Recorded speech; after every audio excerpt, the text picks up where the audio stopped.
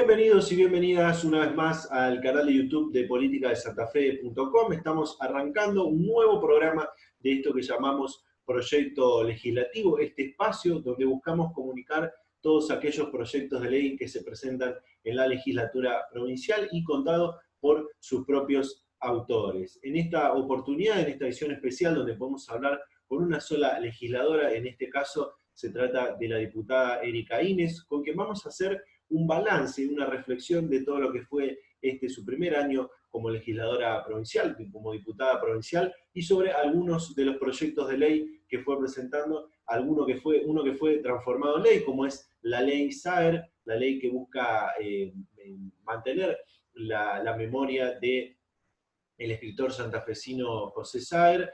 También un proyecto de ley que presentó sobre cambio climático, muy interesante, y alguna opinión sobre algunos debates y luchas del movimiento de mujeres que se fue transformando en este año, como por ejemplo fue la paridad de género en la provincia de Santa Fe. También la discusión sobre la educación sexual integral en la provincia de Santa Fe, qué le genera, por ejemplo, que a nivel nacional el presidente Alberto Fernández haya enviado el proyecto de ley para la despenalización de la interrupción voluntaria del embarazo.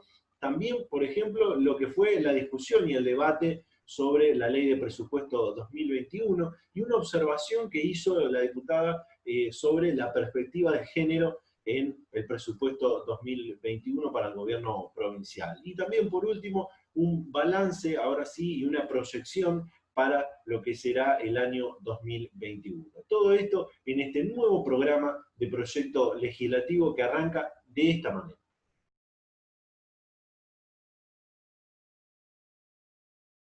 Bueno, para este proyecto legislativo de edición especial recibimos a la diputada Erika Ines. Diputada, ¿qué tal? ¿Cómo le va? Bienvenida.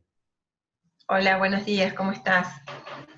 Bien, bueno, la primera vez que pasó por este espacio, que pasó por proyecto legislativo, hablamos de una iniciativa que hoy ya cuenta con media sanción, como lo es la ley Saer. ¿Qué nos puede contar? En realidad ya es ley, es la primera Bien, ley que me toca ser coautora, porque en realidad la ley Saer es una ley que empezó por nuestra parte en Cámara de Diputados, una ley muy integral que tiene muchas iniciativas que propician la lectura, en la conservación de la obra de Saer, pero también muchas otras cosas, la creación de un premio, la creación del año de Saer, el vínculo de la literatura con el turismo cultural, con el turismo de la costa, con los espacios saerianos, la zona Saer. Y bueno, nos encontramos a mitad de camino con que había una media sanción del senador Raceto, que impulsaba la conservación del patrimonio histórico de la Casa de Saer. Era un proyecto muy simple con media sanción del Senado que se refería solamente a la Casa de Serodino. Entonces, bueno, unimos nuestros esfuerzos y gracias a eso ya es ley, ya tenemos la ley Saer, que le dimos sanción definitiva, le dio el Senado, a una carátula que tenía las dos iniciativas reunidas, la nuestra, mucho más integral, y la del Senado, que era anterior, y que tenía que ver con la Casa de Serodino como espacio, sitio de escritor, patrimonio histórico, etc.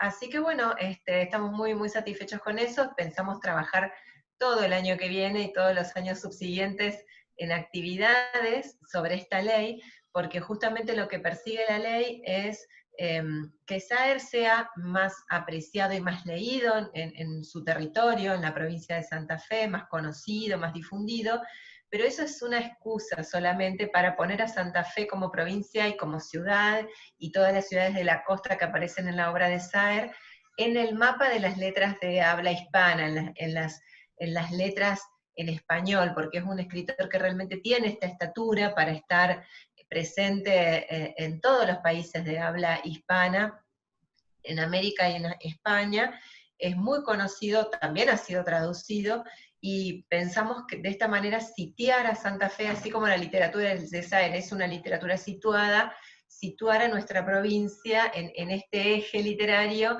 y hacer que la gente venga, disfrute el paisaje, que es un paisaje a la vez ficcional y a la vez real. Así que bueno, tenemos muchas expectativas con la puesta en marcha de la ley. Hubo un evento también virtual importante a fines del mes de octubre con respecto a este escritor, ¿no? Claro, el 23 de octubre es el día que en la ficción transcurre Glosa, que es una novela que transcurre en pocas cuadras de la calle San Martín en Santa Fe. Por supuesto, esto es una excusa, el recorrido, para una conversación entre dos amigos, donde se van planteando una serie de sujetos universales, como la buena literatura siempre se refiere a las grandes cosas de la vida. Pero físicamente transcurre en ese espacio, entonces habla de los árboles que había en ese momento, que eran tipas, habla de los carteles de la calle San Martín, de la peatonal, habla después en la zona más del barrio sur, de los carteles de bronce de los profesionales, los abogados, y habla un poco de esa tradición del barrio sur. Así que hicimos un evento que fue virtual, de caminata por esas cuadras. El desafío para los años que vienen es hacer las caminatas presenciales. Hay lugares del mundo donde se hacen esto para otros escritores, en la ciudad de Dublín, en Irlanda, se hace un recorrido que es el del Ulises, el que hace Leopold Bloom, y van caminando la gente, se para a tomar cerveza, se saca fotos en esos espacios. Nosotros pensamos que con SAER, vaya que se puede hacer lo mismo acá en Santa Fe, no solamente en Glosa, en La Vuelta Completa, en otras novelas está mencionado todo el espacio del centro, las galerías santafesinas, pero en muchísimos cuentos están mencionados el puente colgante, la costanera, el Baviera de la costanera, la avenida del puerto, el río, la isla, Rincón. Así que yo creo que se presta para hacer muchísimas actividades y de esa manera hay mucha gente que quiere venir. Nosotros tuvimos muchas consultas porque había gente que quería venir, viajar físicamente y venir a hacer el recorrido de Glosa con nosotros. Pienso que lo podemos aprovechar mucho y de esa manera conocer y disfrutar más la obra de Saga. Ujú. Yendo a otro punto, a otro tema que tiene que ver con el medio ambiente, ha ingresado una iniciativa que tiene que ver con el cambio climático en la provincia de Santa Fe. ¿Qué nos puede contar? Bueno, también ahí se aprobó la Ley de Acción Climática, se aprobó el último 30 de noviembre. Esa fue digamos, un expediente que reunió muchas iniciativas. Ahí había una iniciativa del diputado Real, que se sumó a una iniciativa de la diputada Jacuzzi, mandato cumplido. En el Senado había, el senador Enrico tenía su propio proyecto. El Poder Ejecutivo mandó su proyecto a través del Ministerio de Medio Ambiente y Cambio Climático, y nosotros como Comisión de Medio Ambiente habíamos tenido mucha participación y mucho interés en un proyecto que se realizó en conjunto entre la Universidad Nacional del Litoral y la Universidad Nacional de Rosario. Esto fue a través de un proyecto de investigación, que los investigadores tuvieron financiamiento para hacerlo, lo hicieron durante 2 años, concluyeron, además de concluir, digamos, en lo que habitualmente es el producto de la investigación, que es un libro o una publicación, ellos hicieron un proyecto de ley, hicieron un trabajo participativo, recibieron sugerencias, estuvieron abiertos a la participación de ONGs, de distintos grupos de la sociedad civil, y ellos, digamos, nos pusieron a disposición, tanto a nosotros como a la Cámara de Senadores, este proyecto, que nosotros tomamos la decisión de ingresarlo como un proyecto de ley también, con mi firma y la firma de varios miembros de la comisión y varios integrantes de diversos bloques de la legislatura.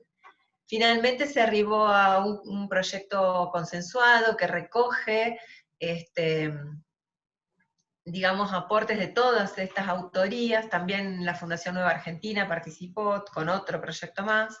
Ese fue a Senado, no vino a diputados.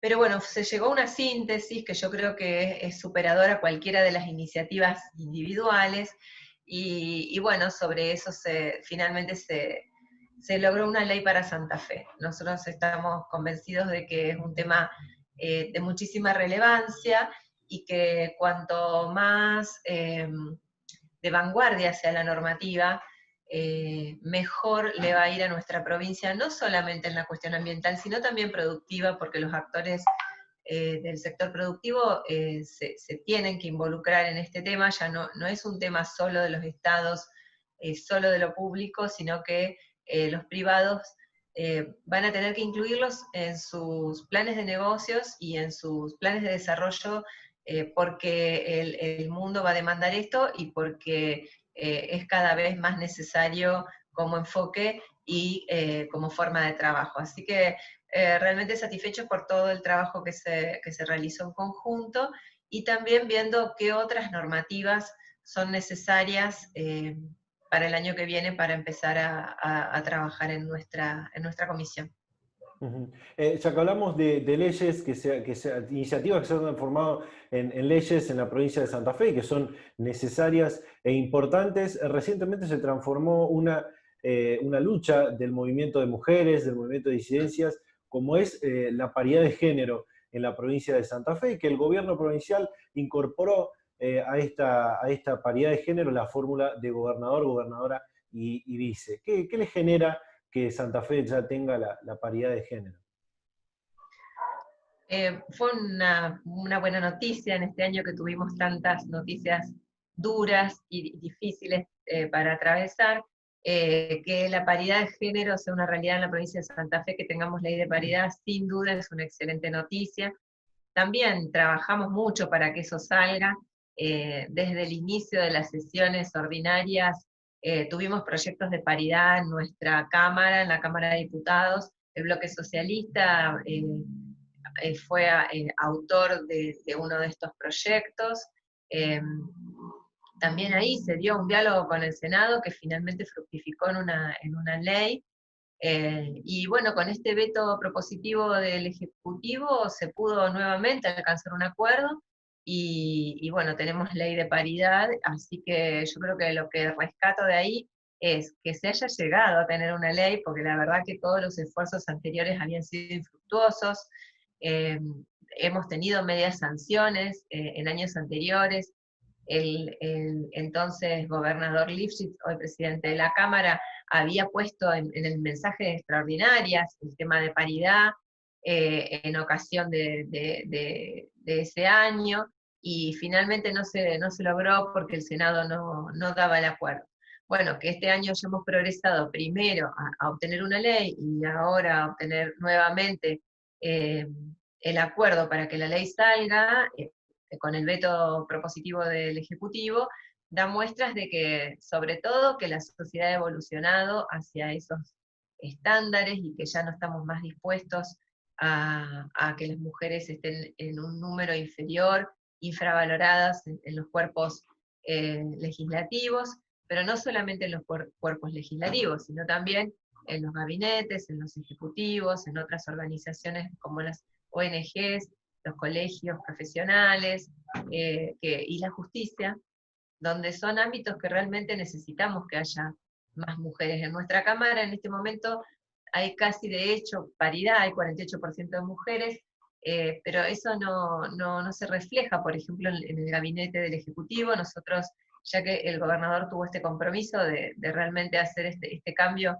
en la ley, le pedimos que también tenga el compromiso de cumplirla, en el sentido que la ley indica que se van a hacer cambios graduales pero sostenidos para que los gabinetes sean paritarios. Entonces, ya que tiene que reemplazar unos ministros ahora, y que él ya mismo anunció que iba a haber cambios, veríamos como parte de ese mismo impulso que piensen mujeres para esos cargos, inclusive para el cargo de ministra o ministro de gobierno. Así que yo creo que son todas señales positivas, son señales de que la sociedad ha cambiado, y también son señales que las mujeres han dado, digamos, una discusión, han estado permanentemente dando el debate y haciendo manifestaciones, marchas, discusiones. También al interior de los partidos hemos ganado otros espacios, y eso se refleja por realmente la lucha por los derechos de generaciones.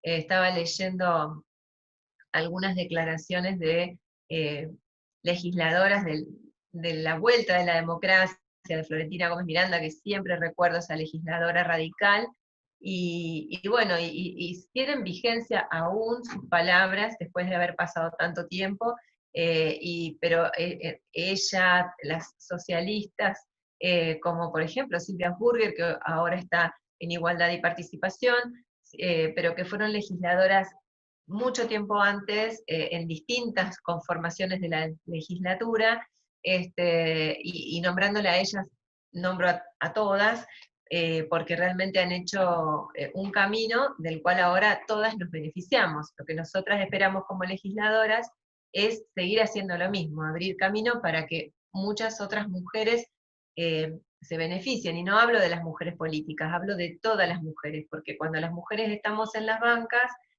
trabajamos por los derechos de todas. Así que, bueno, muy contenta por esto de la ley de paridad. Si hablamos de lucha del movimiento de mujeres, en el Congreso Nacional comenzó a debatirse, luego de que el Poder Ejecutivo Nacional haya enviado este proyecto, lo que es la legalización y despenalización de la interrupción voluntaria del embarazo. Como vi en sus redes sociales, usted ha celebrado esta iniciativa del Poder Ejecutivo Nacional y me gustaría que me cuente qué le representa esto. También es una vieja lucha de las mujeres en nuestro partido ya desde 2003, que se votó en un congreso nacional, y la postura es a favor de la legalización, es una postura histórica.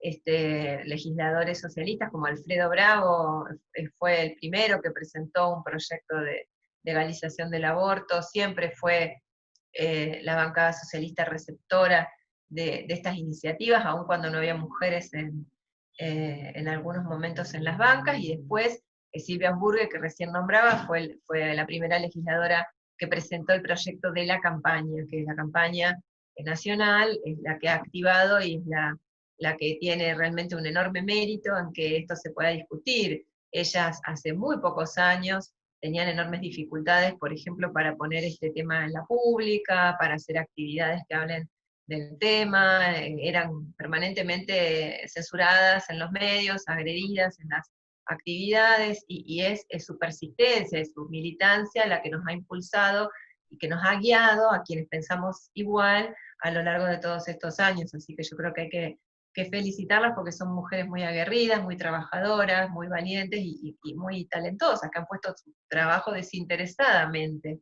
Y la verdad que me preocupa mucha desinformación, mucha mentira de quienes persisten en la criminalización del aborto, en que siga en la clandestinidad, porque escuchando los argumentos en el Congreso, preocupa cómo las personas que estamos a favor de los derechos de las mujeres presentamos un bagaje de información comprobable, que se puede leer en medios, revistas o libros de circulación internacional, que es, digamos, de alguna manera la vanguardia de lo que se conoce a nivel mundial de todos los dominios, el derecho, la biología, la psicología, y del otro lado, sin ningún problema, se inventan cosas, se insiste con la inconstitucionalidad, cosa que ya está totalmente superada esa discusión, se dicen cosas que desde la biología no son ciertas, y eso se hace, y bueno, y se dice que digamos que el derecho al aborto está financiado por no sé qué conspiración internacional. Son todas cosas falsas, cosas que asustan, cosas que buscan golpes bajos, que apelan a mentiras para culpabilizar, y realmente ahí vemos la gran diferencia, la diferencia entre personas que se han formado y que están argumentando, y otras personas que solamente están emitiendo juicios, epítetos, todo el tiempo tratando de demostrar que las mujeres no pueden por sí solas pensar y decidir qué es lo mejor para ellas, para su salud, para el momento de procrear, el momento de desear o querer llevar adelante una maternidad. Y me parece que ya la sociedad está evolucionando en ese sentido, y espera otra cosa de sus representantes, diputados, diputadas, y de quienes los apoyan, por ejemplo, en las audiencias en el Congreso. Así que Por mi parte, yo estoy segura que la voz, la salud, la vida de las mujeres valen, y cuando una mujer dice que no puede, no quiere llevar adelante un embarazo, se la debe escuchar y se debe confiar en por qué ella llegó a esa conclusión. Estoy segura que no lo van a hacer de una manera irresponsable, y estoy segura que deben ser escuchadas y atendidas, no juzgadas ni criminalizadas. Así que en ese sentido siempre hemos trabajado, y espero que esta vez realmente se convierta en ley. Ujú. Otro amplio debate que se ha dado aquí en la provincia de Santa Fe, en la Cámara Baja de la Legislatura Provincial, tiene que ver con el proyecto de ley de educación sexual integral, pero que también recibió en este amplio debate que se ha dado, recibió muchas críticas por parte de otras bancadas que no son del Frente Progresista, que tienen que ver con por ahí el contenido ideologizado, ideologizar los contenidos de la ESI, la forma en que se aplicaría la ESI y demás. ¿Qué puede decirnos al respecto? Forma parte de las mismas campañas que venía hablando recién con el tema del aborto. Ujú. Los grupos que no quieren educación sexual integral, lo que se quejan es de la perspectiva de género, porque dicen que la perspectiva de género es sesgada e ideologizada. Ujú. Eso es falso. Primero que no se trata de una ideología, se trata de un enfoque. Y en segundo lugar, que lo que digamos, ellos esgrimen que la biología es lo que tiene que primar.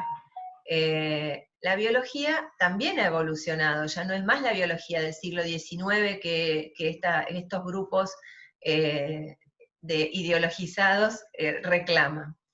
En realidad lo que están reclamando es permiso para discriminar, permiso para seguir discriminando a las personas que son homosexuales, permiso para seguir discriminando a las personas que son trans, permiso para seguir discriminando a las mujeres que deciden, por ejemplo, tener muchas parejas o que son lesbianas. Y ese permiso lo piden de esta manera, impidiendo que los chicos tengan educación sexual integral. Difunden una gran cantidad de cosas que son falsas. Y eso es un peligro, porque realmente en los WhatsApp de padres les llegan WhatsApp diciendo que les enseñan a los chicos cosas como masturbarse, todo eso es mentira. Y realmente preocupa que no tengamos, desde el lugar que nosotros ocupamos, que es los que velamos por la educación integral,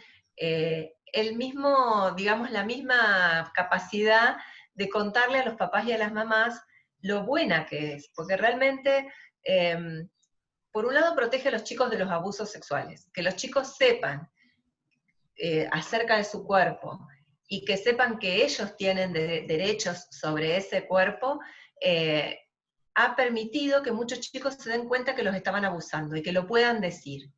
Entonces, ya con eso deberíamos estar todos a favor, pero absolutamente todos a favor de la educación sexual integral. Segundo, que esto se ajusta a los contenidos. Cuando los chicos son chiquitos les explican, como uno le explica en la casa a los chicos, no es que le da herramientas de más para la edad que tienen. Pero después, también cuando son más grandes, obviamente que la educación sexual integral le dice que cada uno tiene derecho a sentirse y a ser como quiere. Y eso va en contra de muchas familias, porque hay muchas familias que quieren reprimir a sus hijos, que quieren que si tienen un hijo gay, que no lo sea, que se cure. Y eso no existe, eso la ciencia ya ha demostrado que no se trata de una enfermedad, que no se trata de algo que se debe reprimir. Y entonces, ¿cómo no vamos a ayudar a niños y niñas a que puedan quererse, aceptarse y querer y aceptar a los demás? Entonces, quienes están en contra de la educación sexual integral, lo que quieren es permiso para seguir odiando, para seguir discriminando, para seguir reprimiendo. Y eso cuesta salud, cuesta vidas, cuesta ánimo de muchas personas que se tienen que ir de sus casas porque en sus casas, cuando ellos manifiestan que son gay, que son lesbianas, que son trans, les pegan, los echan, los expulsan. Bueno, todo eso, gracias a la educación sexual integral, no digo que se va a transformar de la noche a la mañana, pero va a ser más amigable para las personas van a encontrar refugio en la escuela, en las instituciones, en sus compañeros, y esto de con mis hijos no te metas va en contra de esa posibilidad de evolucionar y de tener una vida de más amor, de más tranquilidad, de más confianza y en el prójimo. Así que la verdad que a mí me extraña mucho que personas que dicen que tienen valores religiosos basen todo su discurso en el odio. Así que ahí hay que estar alertas también. Ujú.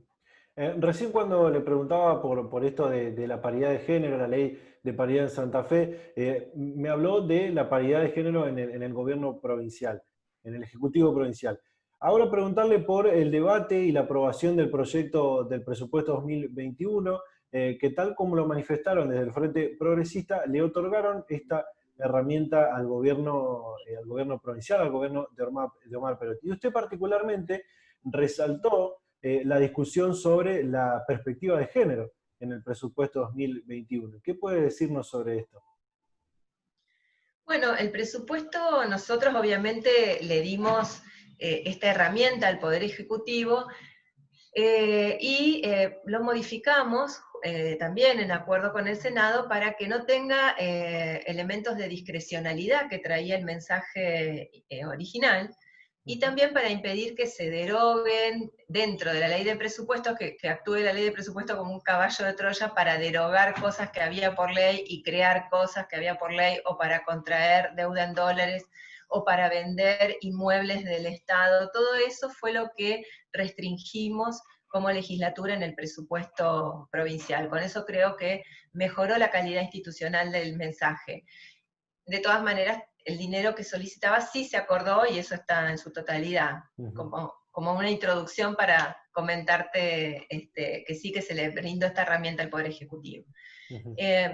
Con respecto al tema de que tanto se mencionó en los medios, que se había firmado un acuerdo con la Agencia Francesa de Desarrollo por 250.000 euros para hacer un presupuesto con perspectiva de género, la verdad que nosotros quedamos bastante desencantados, porque el proyecto de presupuesto, el mensaje del Ejecutivo, la metodología es mala, digamos, para poner perspectiva de género a algo, y el monto es escaso, porque si uno va a decir que va a hacer un proyecto de presupuesto con perspectiva de género, tiene que aclarar cómo va a presupuestar eso y qué categoría va a tener dentro, por ejemplo, del CIPAF, que es el sistema por el cual se pueden ir viendo las partidas, cómo se va a poner una categoría especial a la cuestión de género en programas generales, porque por ejemplo se incluyen programas como la tarjeta de ciudadanía, donde sí, hay muchas mujeres que reciben este beneficio, pero también hay varones. En los programas generales lo que se tiene que garantizar desde el punto de vista de la perspectiva de género es el acceso de las mujeres y las diversidades, y poder ver cómo creció la tasa de acceso con respecto a ejercicios anteriores, por ejemplo. Eso no está, es imposible diferenciarlo y valorarlo. Y por otro lado, los programas específicos que se crean especialmente para mujeres y diversidades, la cantidad de plata es muy poca y está desagregada en muchísimos pequeños programas. Te voy a dar un ejemplo, el de ciencia, porque es el que conozco. Está previsto una cantidad de 3 millones para una enorme cantidad de becas y proyectos. Entonces lo que va a tocar a cada uno de esos instrumentos es muy poca plata. Y esto se repite en distintas instancias. Por otra parte, por ejemplo, la cuestión de género y ciencia ya existía, no es una creación del nuevo gobierno. Entonces, realmente fue muy anunciado, muy declamado, pero no nos satisface ni en la cantidad que se destinó, ni en la metodología usada, que va a ser incomprobable, porque va a haber que hacer un trabajo artesanal, pero no surge de las herramientas financieras que tiene el gobierno para poder verificar sobre todo los proyectos generales. En la misma línea de esto que estamos hablando, preguntarle, ¿cómo cree que fue la relación, la comunicación entre el Poder Ejecutivo Provincial y la legislatura provincial, en este caso con los diputados del Frente Progresista?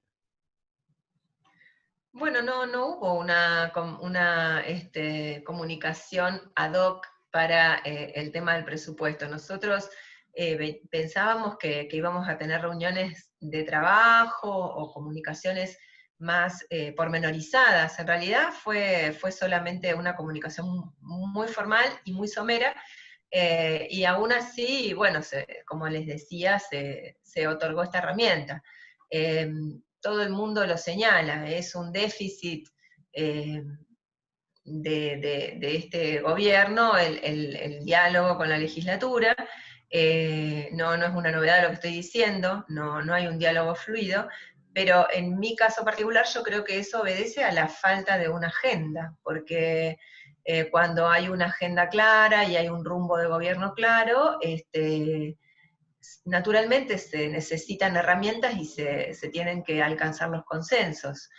Cuando no está ese norte claro, bueno, se va avanzando en la medida de la realidad. El tema de la pandemia es cierto que ha monopolizado la atención de todos, pero también es cierto que no hay un plan estratégico, un plan de los primeros días, un plan de los primeros meses, y también es cierto que muchas cosas salen por decreto. El tema del juego, por ejemplo, de otorgar la posibilidad del juego online a los concesionarios de casinos, salió por decreto, fue observado por el Tribunal de Cuentas, hubo un decreto de insistencia, y bueno, quedó así. Un tema que hubiera tenido que discutirse en la legislatura y que realmente es... digamos, es un tema institucional muy importante, que se transforme el negocio de esa manera solamente por decreto y sin una discusión acerca de lo que eso significa, acerca de lo que significa también en la vida cotidiana de las personas, si eso puede convertirse en un uso abusivo del juego, facilitarlo por esta vía. Realmente yo recuerdo cuando se habilitaron los casinos en Santa Fe, el juego físico en los casinos, eso se discutió muchísimo y se discutió a fondo, mereció mucha atención, incluso de toda la ciudadanía. Bueno, el mismo gobernador Perotti está diciendo que no tener conectividad hoy es como no tener el tren cuando pasaba el tren por los pueblos. Bueno, tener casinos digitales hoy es como tener un casino en el celular cada persona de Santa Fe. Y eso el Estado de Santa Fe lo decidió a través de un decreto del gobernador sin discusión alguna. Entonces, me parece que también hay falta de diálogo porque no hay interés en ese diálogo, porque no hay un proyecto o porque ese proyecto espera ser sancionado sin discusión. Y eso realmente es un retroceso para las instituciones santafesinas. No estábamos acostumbrados y yo no me resigno a que esto suceda de esta manera. Uh-huh.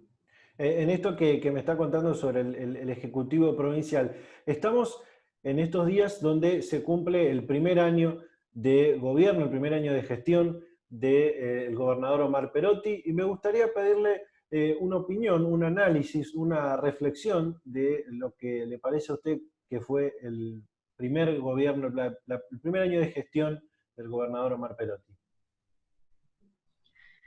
Bueno, como te decía recién, lo más destacado de este año fue la pandemia en todos los órdenes, en el orden internacional, nacional, provincial y municipal. Así que obviamente eso no se puede soslayar, estamos viviendo una crisis enorme y esa crisis nos está atravesando a todos.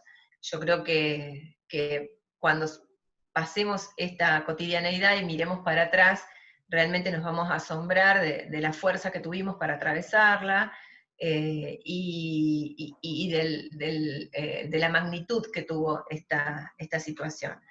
Sin embargo, yo creo que la pandemia no es excusa para todo. Pienso que el gobierno del gobernador Perotti se retrasó en tomar algunas de esas decisiones todavía no se tomaron, y también en este marco de la pandemia creo que se acentuó la evidencia de que no hay un plan, y que no hay un equipo de trabajo. Hay una sumatoria de personas para alcanzar el gobierno, pero que una vez alcanzado ese gobierno, no está claro qué se quiere hacer y tampoco que se trabaje en un equipo conformado a tales fines. Y como nosotros como oposición no tenemos una hoja de ruta sobre la cual ver y decir si el gobernador está cumpliendo su hoja de ruta o se está desviando, porque no sabemos. Lo poco que sabemos son unos eslogans, que esos eslogans tienen que ver con la seguridad y con la conectividad, y que se tardaron 10 meses en enviar las leyes a la legislatura, siendo que eran sus prioridades absolutas y que los habían anunciado así en la campaña y en los primeros discursos, tanto de Asunción como de la apertura de sesiones. Y por otra parte veo también, con mucha preocupación, una continua agresión hacia la oposición y especialmente hacia el Partido Socialista, que integro, donde permanentemente hay descalificaciones, agresiones, acusaciones sin pruebas y que son, en definitiva, cuestiones que se busca crear un relato, un imaginario, y que eso realmente nos retrotrae a las peores épocas de la política argentina. Los momentos de más agravio, de más confrontación, un lugar donde los socialistas nunca hemos estado, donde yo particularmente me resisto a sumarme a ese tipo de praxis política, y por eso siempre estamos atentos a ver cómo contestar y cómo evitar una escalada. Me parece que las narrativas simples y dicotómicas lo único que hacen es que el medio político se vuelva cada vez más autoritario, y eso es algo que nos tenemos que poner todos como meta, no entrar en ese juego, porque aparte después las personas buscan hacer política en otros lugares y no en los partidos, si los dirigentes principales de los partidos políticos se están peleando. Así que yo veo muchos desafíos para el 2021, no estoy tranquila, pero bueno, de nuestra parte siempre poniendo todo el compromiso y tratando de trabajar muy junto a la gente, porque en estos momentos de tanta dificultad hay que estar y hay que escuchar mucho, y no hablar tanto, escuchar. En referencia a esto último que me decía, bueno, hemos hecho un amplio repaso de iniciativas que fue ingresando, que fueron aprobadas, que se transformaron en ley, de varios debates, de idas y vueltas con el Poder Ejecutivo provincial. Pedirle un balance general de su año legislativo y sí, también una proyección, si se quiere, para lo que será el año 2021. Bueno, en mi año legislativo lo que más estuve interesada en hacer es en plantear temas, digamos, integralmente. Me parece que el tema de género lo hemos logrado trabajar tanto en el bloque como en el interbloque, como con otras diputadas. Con todas las diputadas de la legislatura tenemos diálogo, y con muchas de ellas compartimos los proyectos de género, los firmamos en conjunto. Ahí hay muchos temas que son de interés: protocolo contra las violencias de género en la misma Cámara, la cuestión de las violencias de las mujeres en la sociedad, cómo evitar que sean revictimizadas, y cómo ser mejores desde dar respuesta a la problemática de la violencia desde todos los poderes del Estado. También hemos trabajado el tema del uso del tiempo, de las políticas de cuidado. O sea, hay muchas cosas que las diputadas trabajamos todas, y me parece que eso le da mucha fuerza a los proyectos. Eso es uno de los hitos que me gustaría destacar en este balance: el trabajo de género de forma colectiva, y eso le da también fuerza al interior de los bloques para nuestros compañeros varones también. Y después trabajos, digamos, para mí el trabajo como legisladora es mi primera vez como diputada. Siempre he trabajado en cargos de gestión universitaria o en el Ejecutivo provincial, y la verdad es que hemos tratado de trabajar con mucha intensidad, pero con criterio, proyectos integrales, proyectos que puedan hacer la diferencia. Entonces, en ese sentido se necesita realmente construir consensos, porque son más ricos los proyectos con más aportes y que se pueden trabajar a fondo. Así que trabajamos la ley Sariana, trabajamos un proyecto de ley de alimentación que todavía está en discusión y que esperamos discutirlo mucho el año que viene, con nutricionistas, con las personas involucradas en la producción de alimentos, tanto en la producción primaria como en la producción, en la transformación, digamos, industrial de los alimentos, en su distribución. Ya hemos recibido muchos aportes y vamos a seguir buscando otros nuevos. Y también con las personas que son las beneficiarias de las políticas alimentarias, porque es la voz que falta escuchar, así que ese tema nos interesa mucho. Y después trabajamos también recursos biológicos y genéticos, que es un proyecto de vanguardia que va en línea con Escazú, que la Argentina acaba de firmar. Y bueno, tenemos muchísimas otras iniciativas que esperamos que puedan hacer su recorrido en 2021. Perfecto. Bueno, diputada, la verdad, muchísimas gracias por esta charla, esta entrevista que hemos tenido. No sé si me faltó preguntarle alguna cosa más o quiere agregar algo ahora sí, ya a modo de cierre. Simplemente bueno, que estamos muy atentos y atentas en la legislatura, que las personas que les interese dialogar con nosotros acerca de algún proyecto en curso o porque tienen una inquietud y les parece que necesitan charlar con nosotros, nuestras redes están a disposición siempre. Por mi perfil en particular, siempre hablo mucho con los investigadores y las investigadoras de Santa Fe, con los profesores y profesoras de las universidades, porque sé de lo importante que son sus conocimientos y lo mucho que trabajan en problemas de Santa Fe. Entonces, porque muchos de sus proyectos de investigación están totalmente dirigidos a las problemáticas de nuestra provincia.